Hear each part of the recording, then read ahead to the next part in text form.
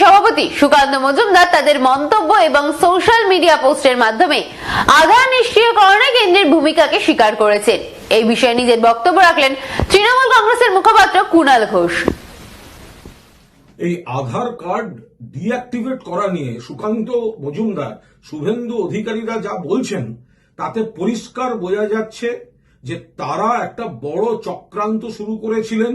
তাদের জন্যই তাদের অথরিটি, তাদের সরকারের লোকজন এইভাবে আধার কার্ড থেকে লিঙ্ক কেটে দিয়ে হয়রান করছিল সাধারণ মানুষকে। মমতা বন্দ্যোপাধ্যায় এবং পশ্চিমবঙ্গ সরকার, তৃণমূল কংগ্রেস চড়া সুরে প্রতিবাদ করার পর মমতা বন্দ্যোপাধ্যায় যখন বললেন রাজ্য সরকার পাশে থাকবে সেই মানুষগুলোর এবং তৃণমূল গর্জে উঠল, তখন তারা পিছু হটতে বাধ্য হচ্ছেন। বাংলার মানুষ ক্ষিপ্ত হয়ে গেছেন তাদের উপর। আর শুভেন্দু আর সুকান্তর কথায় বোঝা যাচ্ছে যে তাদের লোকেরাই করেছে।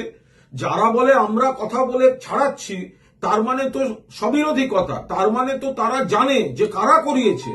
এখন তৃণমূলের আপত্তিতে মমতা বন্দ্যোপাধ্যায়ের কড়া অবস্থানে ভয় পেয়ে এখন তারা মানুষের অধিকার ফিরিয়ে দেওয়ার কথা বলছে। বিরাট চক্রান্ত করেছিল এরা। কোনো অবস্থায় আমরা এই জিনিস বরদাস্ত করব না।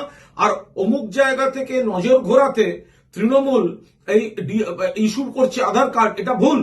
ওদের কথা থেকে ওরা স্বীকার করে নিচ্ছে যে আধারের লিঙ্ক কাটা হয়েছে, সেই জন্যই তৃণমূল প্রতিবাদ করেছে। আমরা তো বলছি ধর্মের রাজনীতি, সিএএ, এনআরসি, আধার লিঙ্ক কেটে দেয়া, এই চক্রান্তগুলো থেকে নজর ঘোরানোর জন্য সন্দেশখালি নিয়ে মিথ্যা অভিযোগ, নাটক, কুৎসা, এই ধরনের কাজগুলো করে যাচ্ছে বিজেপি এবং বিরোধীরা।